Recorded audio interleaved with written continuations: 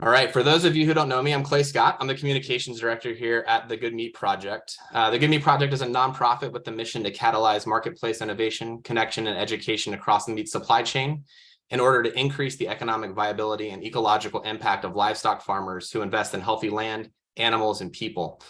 As part of our Farmers and Ranchers Marketing Innovation Network program, we offer the Lowdown as a way to strengthen your marketing efforts and to explore logistical challenges you might be facing.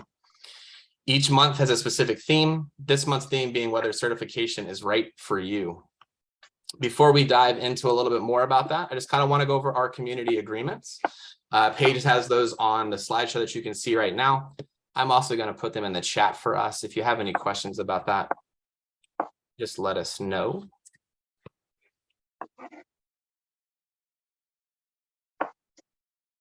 And then very quickly, I also want to thank our sponsors for the Lowdown.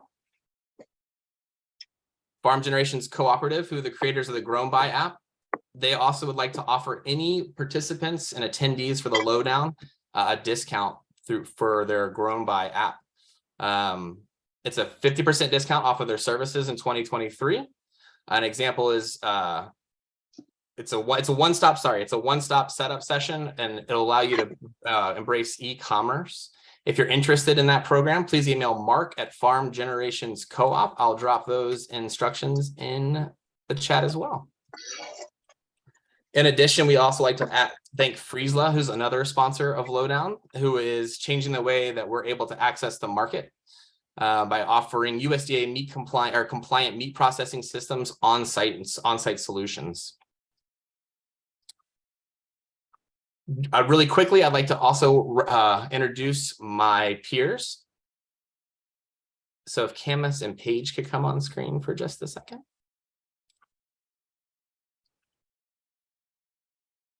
So Camus Davis is the executive director of the Good Meat Project. Many of you are already familiar with her. She's joining us today, as well as Paige Jackson, who is the Farmers and Ranchers Marketing Innovation Network program manager, and who's going to be assisting us again with tech support today. If you have any questions, please feel free to private message her in the chat. If you have questions about that, you can just go down to the chat screen. There's a drop-down menu, probably says everyone right now. You can select Paige Jackson individually and send her a direct message. Couple notes about the run of show today. At the end of it, please hold your questions or drop them in the chat. We'll be taking notes about those and saving those. The last 15 minutes of the Lowdown we have designated for Q&A. We'll make sure that we get to your questions. In addition, we also have the office hours, which you already know about from registering, but we'll remind you at the end, and you will be able to circle back to any unanswered questions or things that come up after the Lowdown.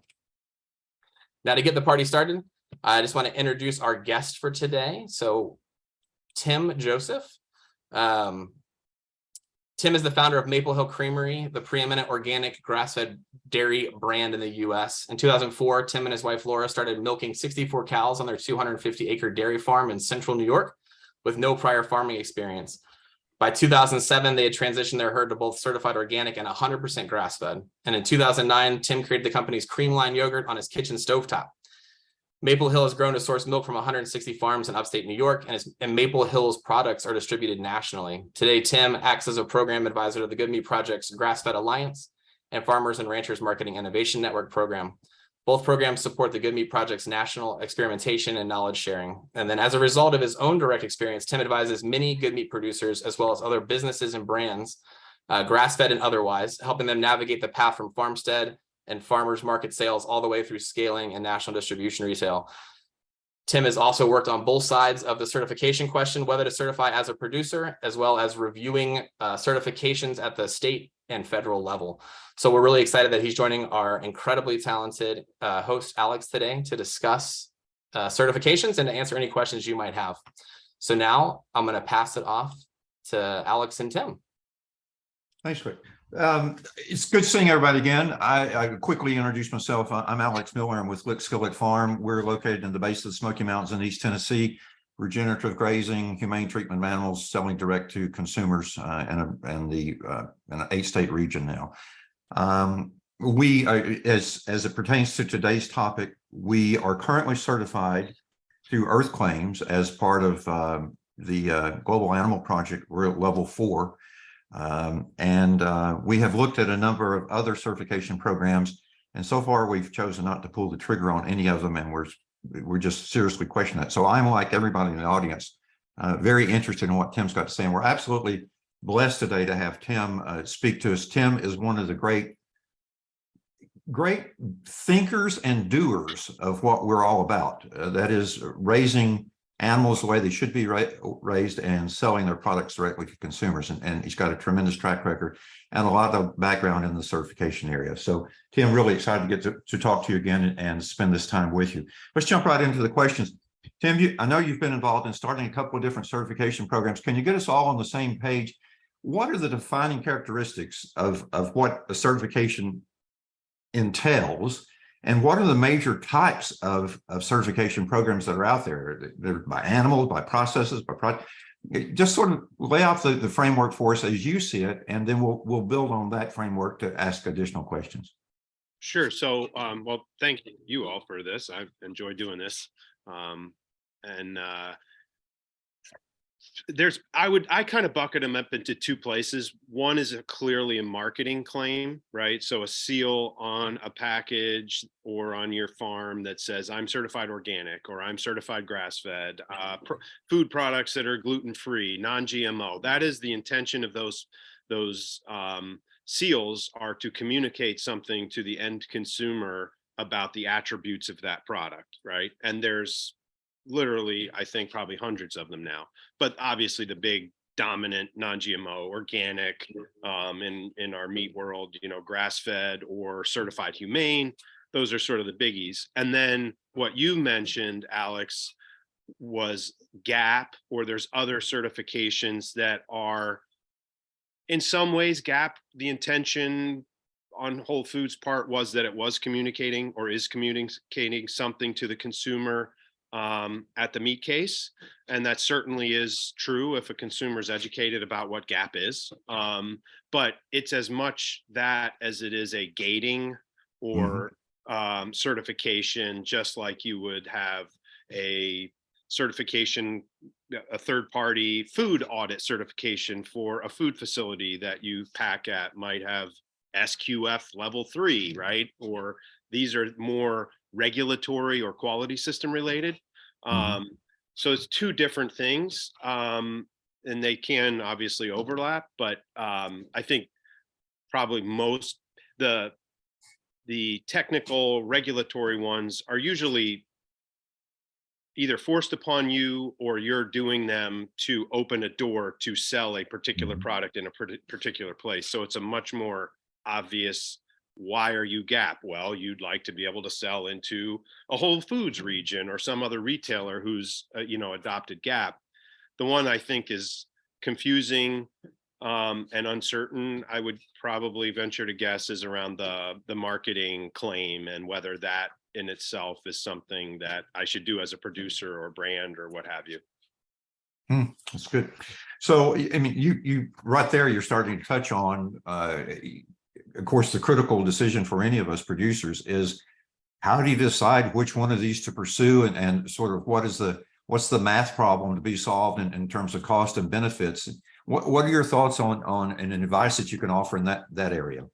Yeah, so there's a few different ways to think about it. One is, first, depending on how you're selling to your consumer is one significant factor, right? If you're selling direct to a consumer, you have a different set of choices or consideration factors from you're selling to a distributor or retailer that is selling to a consumer, right? Where it's a more of an arm's length transaction. And so that's one set.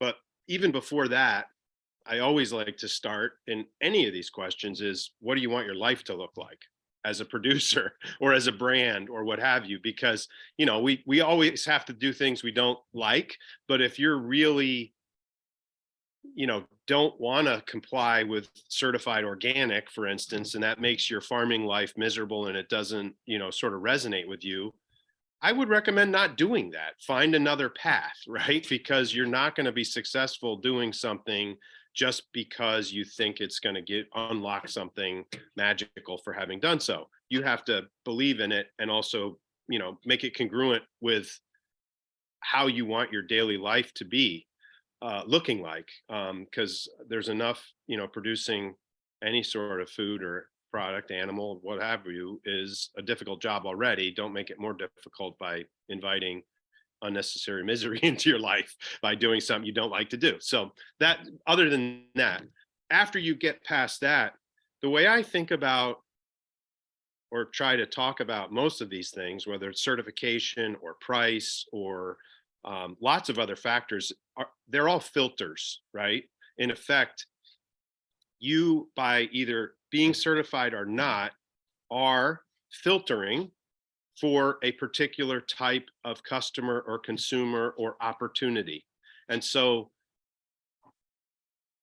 it's very rare that by adopting a certification that there's some sort of instant unlock to accessing more consumers or more sales. It's part of a more holistic marketing and sort of who you are marketing communications campaign. I mean, there are definitely things that can be unlocked by, for instance, in organic or not, does absolutely unlock different markets. But I'm kind of more speaking here to consume on the more direct to consumer type angle. People don't beat a path to your door just because you have a new seal on your package. It's part of, what do I think that person is looking for? So if you kind of need to know, first of all, why are consumers currently buying from you, or what's your hypothesis about why they will, and try to select for additional filters. One of them may be certification that optimize for that particular consumer. I don't know if that makes sense. So if I'm living in a particular metro region and my consumer is kind of the same person who might shop at the co-op or farmers markets, and we see a lot of organic products there, well, maybe I should think about, like, that could be a checkbox that I need in order to be successful. But at the same time, in almost all research, market research around food and other things as well, local always trumps everything else. So if you're doing something direct, you already have a leg up in terms of the perception, and local often, inaccurately, frankly, kind of has a halo around it. It's organic-y, it's the way I would say it, right? And it may or may not be true, but if it's working and people are happy with you, then that's fine. So local always works. And the other piece is to recognize that you yourself, when you're selling to a consumer, many times you're actually acting as the certifier for your product. And the reason they're buying from you is because you are someone who they trust. And in the end, that's really the purpose of a certification. In the absence of a direct relationship, the old eyeball to eyeball, voluntary business arrangement between you and your customer, when you don't have that opportunity, and okay, I am selling to the co-op who sells to the consumer, that third party seal for some people does impart trust that you do need to be successful in that context, right? Because you're not there handing out the ground beef brick to everybody who comes by to see, oh, that's Alex, I trust him, I've spoken to him, or I've been to his farm. It's just a 14-second interaction in a meat case with a bunch of other competitors, and you're trying to, filter out your product from the others as to why they should buy yours, right? So did I answer your question? Or Yeah, no, and of course you raised a lot more questions. And speaking of which, remember, all of you in the audience, there's plenty of room to put your questions in chat, and we will definitely get to them. We got folks monitoring those that will feed it feed them to us. But right now, I'm going to use my prerogative to get some more questions. So here's the follow-up to what you just said. There is tremendous confusion, even amongst producers, about all the different certifications. Well, if we who work in this field as careers are confused, then we can only begin to imagine how confusing it must be for consumers. What sort of marketing? I have two questions here, Tim. What sort of marketing is taking place on the certifier side to establish the value of that seal? And then as a counterpart to that, what can we do to say, well, I don't need that seal. I've got my personal stamp on this, and I'm going to avoid having third-party certification or whatever, because I've got my own protocols, and that's what I stand for, and that's what I want to live with, and that's what I want to take to market. Can you there's two very different approaches there. Both of them deal with marketing. So can you speak to those? So one is, most of them are doing little to no marketing, or if they're doing it, it's poor and ineffective because they don't have the money. Like marketing takes money. So like probably the biggest one that did do marketing because Whole Foods was behind it was non-GMO. Obviously organic with the federal government behind it and being, an actual legal regulatory thing is probably the most successful seal. But like, if you just were to probably graph it after that, it all just falls almost to zero. Right. And so that is one of the biggest misnomers that most people have about a certification. And I went through this myself. I mean, that's why I'm saying it, is thinking that having that seal on your package is an unlock, because it's not. Because really what happened is it's kind of rolled back the other way, but there was an overabundance of what packaging people would call bugs on labels, right? How many seals could you possibly have on this bottle of juice, right? It's like, 4 different non-GMO, bird friendly, whatever, and consumers are just completely lost. They don't even know about. We take for granted that we even know, like, I'm going to speak about grass-fed because obviously, my experience in certification in dairy and elsewhere has been in grass-fed, and we take for granted the fact that we know what grass-fed means, when in fact, most people actually do not. So what would give us the delusion that by putting a grass-fed certified seal on a package, that it magically acts as a magnet for people who already think all cows eat grass, right? So it's really not an effective way. And I just want to touch on something that is probably the biggest confusion on some of this. Is that does not mean that the certification that is on the Maple Hill organic grass-fed milk, or Organic Valley, or Horizon, or Thousand Hills beef, or whatever, isn't important. It's just important for a different reason. And that reason is not for the consumer. That reason is for the trade. And what I mean by that is having a grass-fed seal. So let me back up 1 second. I've heard 100 times from particularly grass-fed beef producers that they're not going to certify because doing that does not give them a premium for having done so. And that's a bit of a misconception about why you should do it. And the reason you should do it, and the easiest example is in dairy and in grass-fed dairy, is strategically, it was important in dairy that we establish the fact that grass-fed products should be verified, validated, and certified. Because when we first started, it was a mess, just like it is in beef today still. Is you've got everything from legitimate, actually changed practices, there's no grain or corn and all these things, and products on the shelf, all the way to, well, somebody just literally put the words grass-fed on a label and now they're magically grass-fed. And so it was more of a sort of block and tackling strategy to say, okay, we should all be certified. All the legitimate players should be certified, so that when we go to the buyers at distributors or retailers, we are showing repeatedly, we are certified, we are verified, we are doing what we say.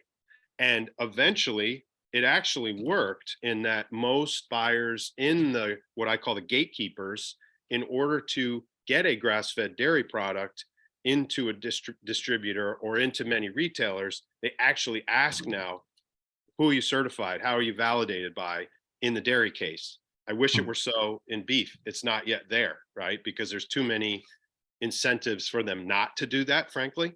But so that I just want to touch on, there are other, to be clear, Tim, reasons to that's certify. incentives, incentives in the trade not to do Yeah, that. in the trade, what you- but yeah, the right. trade has incentives, and the risk of, they haven't yet calculated, eventually the risk of doing what they're doing will be greater than the value of the incentive they're getting for doing it, right? They make more margin on a fake grass-fed product coming in from elsewhere than they do a domestic one that's doing the real deal.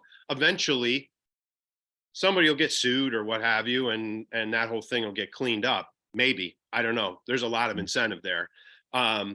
So there is a strategic trade side, but getting back to whether you should certify or not. Personally, I think it puts for most producers, other than maybe with the exception of certified organic, if you are going to make an organic claim, you should certify. It's just, that's the way the industry works.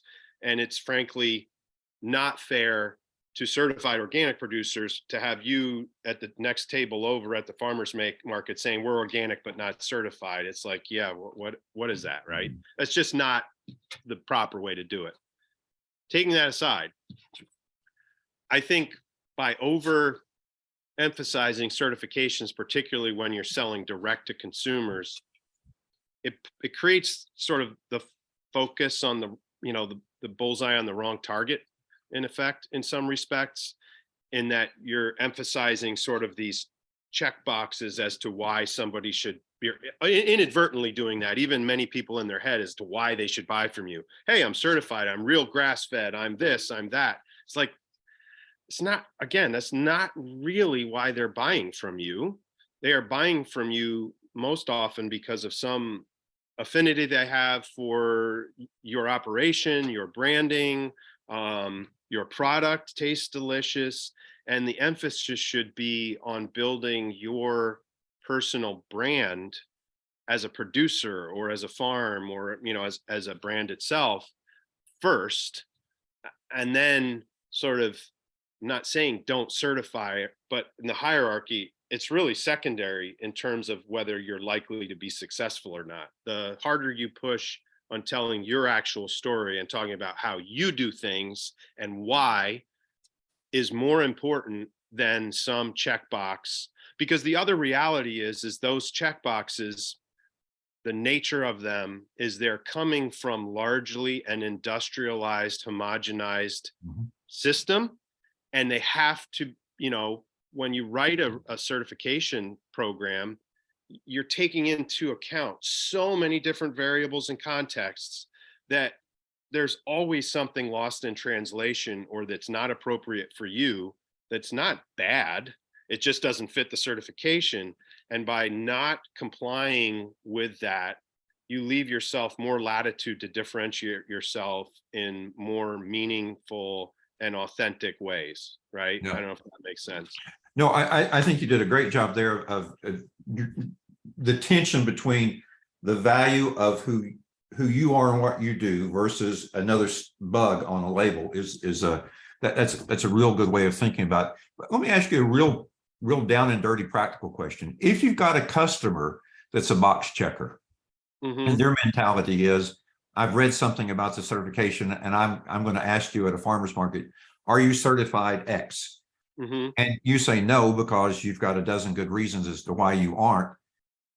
But you can't explain, your customer's not going to stand there for a dozen good reasons. What's the best response you've ever heard to, no, I'm not certified for that, and here's why? Have you got one? Well, I have my external response and my internal response. I'll start with the external is, no, I'm not certified by that, but I'd be happy to talk to you about all of my practices and whatever. You try to open the gate to the story. But internally, you can also say to yourself, this customer is probably not for me. I just Yeah. filtered out a customer that should not be buying from me because I don't want to live in their checkbox land, right? Yeah. They should go to the supermarket and buy by checkbox, right? I'm not I saying want, that's I the want to right make sure answer. that everybody in the audience is clear on this. This is a guy who's developed 2 different certification programs and brought on the market, and he just makes the comment about living in certification land. So I think that's really valuable of you, Tim, and appreciate that honesty. No, I honestly, my personal perspective on this for people that are selling products and have the ability to sell it direct is, why would you invite that framework and structure and somebody approving you into your life if you don't have to? I just wouldn't do it. If you have that luxury. If you're going through retail, you have to, you know. Well, you have to if you choose to go to that particular outlet. But Exactly. the point that you raised before is that, well, we need to do it for the good of the trade. Problem I have with that is we've got a bit of a tragedy of the commons problem here. Yes, someone needs to do it for the trade, but I don't want it to be Doesn't me. need to be you. Yeah, and so how do you see any way of getting past that? And if we all just keep thinking like that, then we're not going to fix this problem. I mean, my honest perspective on it, and it's pretty fresh, but I guess I personally think it's already, the food system is sort of decentralizing in many ways naturally already. It's, you know, the world lurches between centralized and decentralized over centuries, right? It just keeps going, and we're in one where it's fracturing again, and it's going regional for a lot of reasons, because freight is everything. There's a huge amount of cost, right? And also COVID, you know, the silver lining from that whole thing is that a lot of people reconnected with buying food locally because they were terrified of what, you know, wasn't in the store. I don't think, I know that's not gone away. It's receded. It's not, you know, a panic level, but people, for a variety of reasons, are moving out beyond in ways they hadn't before. And so that's a huge opportunity, because literally the conundrum you highlighted is like, there's no way for the industrial checkbox retail industrial complex to compete with grassroots marketing in the field. It's like literally impossible. If someone has decided they want to know their food, it doesn't matter what you do, like the package in Walmart or Kroger or whatever is not the same, and really is not the same, and shouldn't be the same. And so you have to capitalize on that if you're going to go down that path of being part of the direct movement, which I think is the right thing to do for many people. And frankly, is a better, more pleasing life for most people than going into the retail distribution meat grinder. Yeah, let's go back to the comment you made before about, as much as anything in your mind, this is a lifestyle decision and a values-based decision. Can you unpack that a little bit further for us, and maybe talk about your own personal calculus in that realm? Sure. I mean, most things that I'm saying today, I know because I've done them wrong. So truly, you know, when I started Maple Hill, was on our farm. We had a 30-gallon pasteurizer and an old barbecue restaurant up the road from our farm. And I was making it, going to the farmer's market, selling it direct out of a chest freezer in the back of the truck.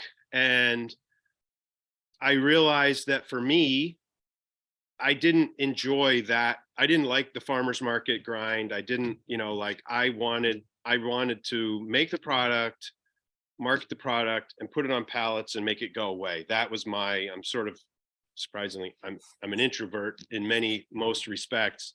And so I just like doing that.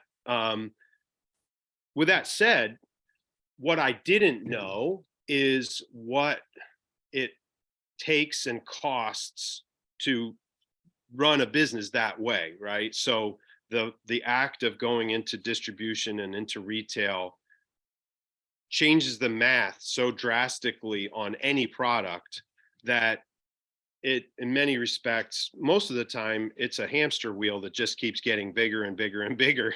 And you have to keep running faster and faster to sort of get enough volume flowing through the business to be profitable, and it's a long haul. Not to say that there's not people who can't do it. It's not that it's impossible. It's just, it's not a panacea. And I didn't know that. And so in many respects, once you start something like that, you kind of can't stop, right? You just have to keep going. There's so many people. We had farms we were, writing milk checks to, and all sorts of, employees and all that. So you can't stop.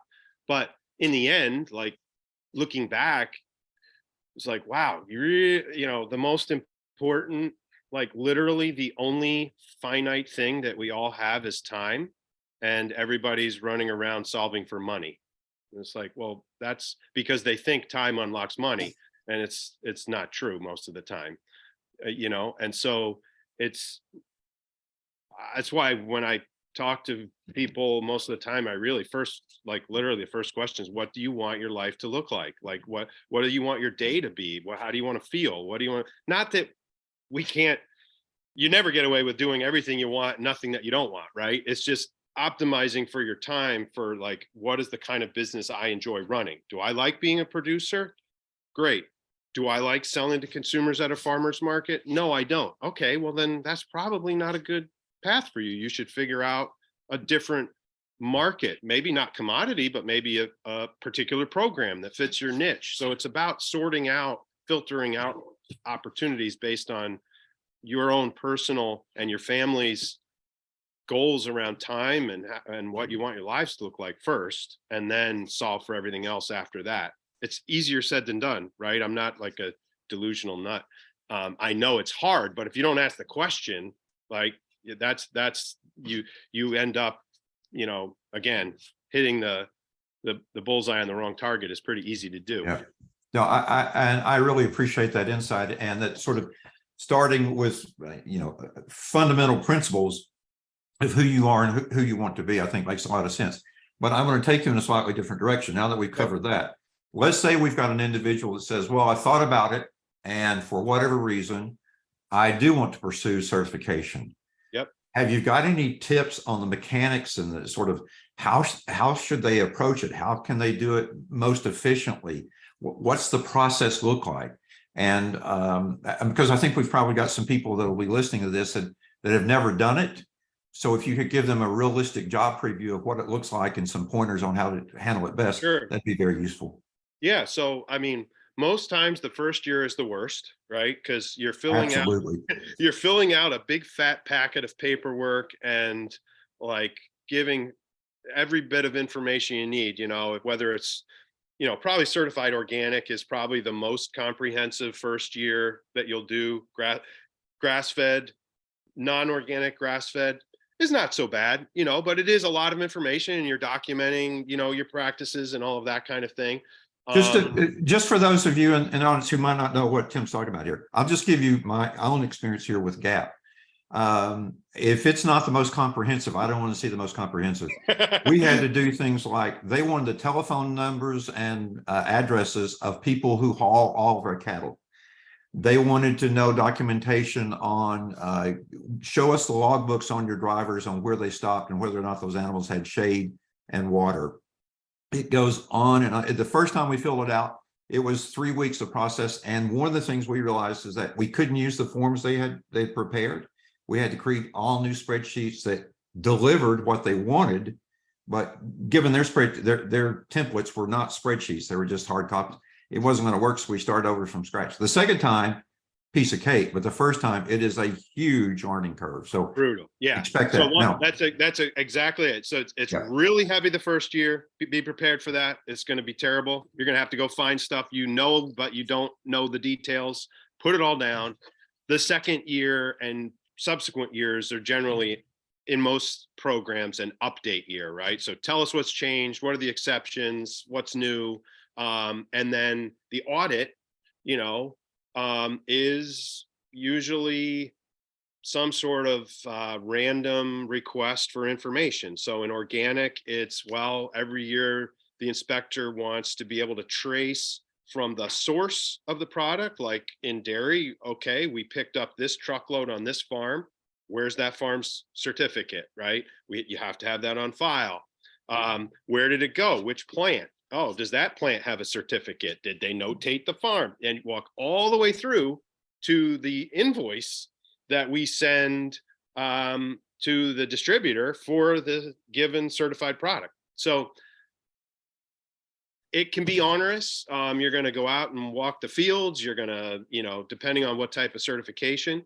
But the updates are usually easier, except when there's a program change. If there's a big program change, and then you're going to have to kind of redo sometimes I've seen that a couple times where, oh, we've changed so much, or we changed our system, we've got to update the whole darn thing, Tim, for those organic evaluations, did those in-person evaluations shut down during the pandemic, or did they go right on through? They did Zoom stuff, desk audit kind of things. They're back on now everywhere, except there's some personnel constraints just because of the volume. Just as a second perspective on Gap 4, we've never had anyone on the farm. Okay. We just happened to get in. The first year, their logic was, well, we don't quite know enough about what we're doing to send people out. And then after that, the pandemic hit, and there's no talk right now about it ever coming back to the farm, Wow. which is really kind of a. That says something. Yeah. That's and kind it's of $1,500, I think is the current fee for 15 months. So it's $100 a month that you're looking at. Yeah. So it can be onerous up front, get better over time, but you are living within a record keeping system from the day you get certified on. So for instance, if you're a livestock operation in organic or many other things, you're going to need to notate in grass-fed, even you're going to, no antibiotics, or even if you're in a never beef program, you're taking records as to all these cows. When I've treated something, I've got to notate it, write it on the calendar. Fertility, if you're an organic, notating what you put on what field, how many loads of manure. I mean, that's what I say. Make sure you want your life to, it's easy, but it is like, you have to think about it all the time. And and if you're a person who just wants to farm, that might not be for you. Now that shuts you out of the market, but that's sort of like how you think about it. Well, it shuts me out of that market. So, okay, that's a constraint. I don't want to live that way. What are markets I can address, or how can I sell this product in a way that does give me a premium, what have you? So it's all sort of, you have to look at the whole, because it is regimented. And if you're not, it's sort of like not reconciling your checking, right? If you haven't reconciled your checking account for 3 years, the reconciliation is a nightmare. If you keep up on it, it's easy. Same thing with certification record keeping, going back and trying to figure out what you did when, and it's not a good way to do it. So you need to have some detail orientation, or someone in your life who has detail orientation is fine too, right? I think that's key, because most of us who are running organizations are probably not very well equipped to live in this sort of detailed world where we would be at the top of the organizations, running an entire organization. So totally. Camus, I think, wants to say something to our audience, to invite them to submit questions. Camus, you want to make a comment? No. Oh, okay. I had a note here that said that you were going to ask a question in 5 minutes. So Oh no, we were just saying we'll start. Never the mind, Q&A Camus, I in didn't mean 5 to put you minutes. on the spot. So I'll just remind folks that are out in the audience, feel free to ask any questions. And if you don't, then I'm just going to hog the floor, because I could listen to Tim all day long. So that won't be a question. But if you got one, feel free to get it out there. Tim, I think the most strategic thing that I've learned from you in the conversation so far is this notion that you don't necessarily do it for your consumers. You do it for the trade. Yep. I'd like to go back to that just a little bit, and you also identified the incentives that the trade has to not really make this happen. Do you see any signs of hope in the trade that it would happen? And I'm speaking specifically around grass-fed beef. Yes. Because I know that's something you've been thinking about a lot. Is there any any opening there you see in those incentives, any particular institution that you think might be the one to spearhead that? What's your prognosis? It's still a mess. I think you have a better shot, and this is where, you know, if you have a lot more latitude if you're selling into retail on a regional basis, right? If you have a regional set of stores, whether they're independents or sort of like out on the West Coast, there's, you know, PCC or my mental block on one of the others, where they're a small specialty chain that you have an opportunity to influence the trajectory of that, of how they do things, right? And it's not like a one conversation thing. This is a multi-conversation, years of chipping away at it. But it's to, like, you, if you want to, let's pretend you have a, you know, 7-store specialty chain in your region that you're trying to get your grass-fed beef to be solid in. It's probably not just certification, but it could be a component of your messaging to that buyer as to why your product should be on the shelf. And here's why, right? We have verification, validation. When you are selling to your consumer who, you know, is looking at your retail brand, they trust you, you know, Acme Specialty. And so you can know that when you put our product on the shelf and it's certified under this, you know, humane, grass-fed, whatever it is, that it's the real deal. And also, by the way, it tastes good, or actually it tastes good first. You know, it tastes good first. Look at what we're doing for the ecology and the environment, and it's verified and validated, blah, blah, blah. It's part of a package, right? That you're, through repetition, getting that buyer and hoping they stay the buyer while you're doing this. That's the other problem, is you end up with so much churn in retail. It's difficult to get sort of long-term trajectory stuff, but that's the way I would approach it. If you do want to do it, is it more of part of your marketing communications as to why you deserve that slot versus another. Yeah.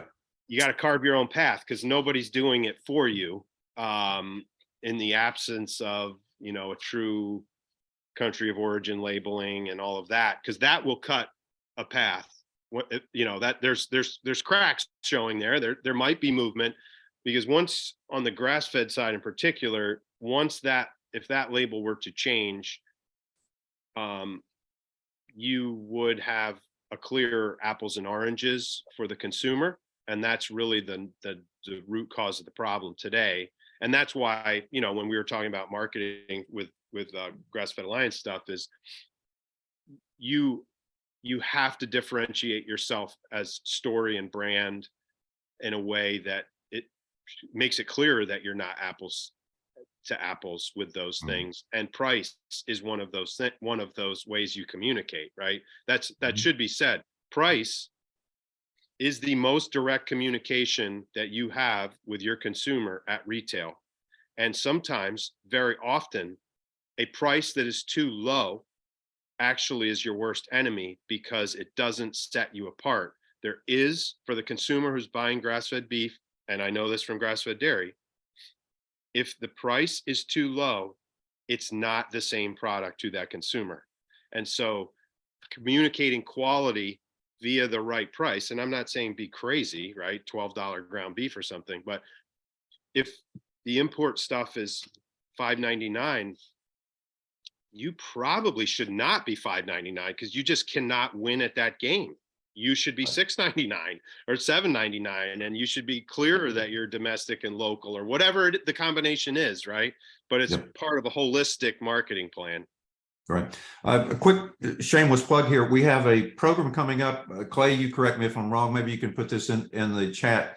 But we have a program coming up on pricing in a couple more sessions, and I encourage everybody to attend that. I think Tim's hit on another really important point there. So, Tim, I want to wrap up, and then Domo, I'm going to come to you with a question. I see it in chat in just a moment, so just stand by. But Tim, here's sort of my synopsis of what you just said. I believe that you're right. Local is an important trump card. Delicious is the ultimate trump card. And then beyond that, all the other things that get certified, local and delicious don't never get certified. And they're the most important. And the things that do get certified are of less importance and tremendously confusing to consumers. So I think it's really important that everybody involved in this understand that from your perspective, you're not doing this, as you said at the very beginning, to open up the floodgates on new customers. You're doing it for very different reasons. And I really think that's a very important lesson for people to take away from you. But No, not to lose the fact that I'm also not saying that the checkbox is not valuable, because there are people, it's just determining or thinking about whether that's valuable to you in terms of who you want to sell for, right? If I'm walking down this aisle of a store and I'm an organic consumer, I am not buying products that don't have the organic seal. So therefore you should do it, but it's not the panacea. It's just I'm delicious, I'm local, and I'm certified organic. I check that box. So I'm I think you're right. The strongest one that you can have is the organic one. And as a seal, yes. Yeah. And as far as, getting that's if you've got customers that are looking for any box to be checked, it's likely to be that one. But then there are hundreds of other certification options out there that I think you have to think very strategically about. Yes. Domo, I hope I'm saying your name right. I read in the chat here, you were certified organic hay for 2 years before dropping that certification. Would you be willing to share what your experience was and what led you to drop it? Are you still on? Yeah, I can share. And it's really not like an awesome story by any means, but we chose to get all of our farms certified organic. We had 170 acres. And we chose to get all of it certified organic with the thought process that going forward, whatever we grew here, and whether that was livestock or any kind of additional crop, we could then pursue the organic certification for that as well. So whether that was in the future, beef, lamb, or anything else that we chose to grow here, we could then pursue getting the animal and then the meat certified organic. Well, we lived out of state, in a different state from where our farm was. And so we were doing a combination of, we used to do custom grazing where people could come graze their cattle on our farm for under contract for a certain amount of time. And the other years we would hay it. And so that was kind of the thought process was, well, then maybe also if we're certified organic, we could sell certified organic hay. There's a large family dairy just down the road where they're a certified organic dairy for Organic Valley. And so the thought process was, well, maybe if, they need hay in the future or anything, we could sell to them as well. That'd be another outlet for selling, whether it was grain, hay, whatever. But the issue for us was, since we were out of state and the family that we were working with here at the farm either didn't understand or didn't value what exactly that organic meant, they continued to just sell at not organic pricing and marketing as such, just to get rid of product, so hay and grass. So the charge for renting the pasture wasn't any higher than it would have been for somebody with non-certified pasture. And then the hay was the same deal. It was significantly easier to have people come pick hay out of the fields themselves, or sell directly through the local feed store, which wasn't then marking up any kind of pricing, and we would have been stuck with a bunch of hay because, again, we were out of state. And so ultimately the reason we dropped it was because of that kind of break, you could say, in communication or chain of events, basically. Whereas now that we're here full time, that is something kind of still on the table we would like to consider in the future. But at the same time, I'm a mom here with 3 young kids under the age of 4. And so I do all the stuff with all the animals on the farm on a day-to-day basis. That's my show. and kind of my bandwidth isn't right now at the point where I can go out and market and, do all these farmers markets and all that things, even though that's where my interest is. And that's kind of with family who was organic in Alaska. That's the route I grew up seeing. I love it. I think it's great. But then my husband, he works off the farm. That's not him at all. He's not going to be the one going to farmers markets. Like that would be all on me. So ultimately it was just to break down kind of a communication, getting that marketing out. And not to say we wouldn't pursue it again in the future.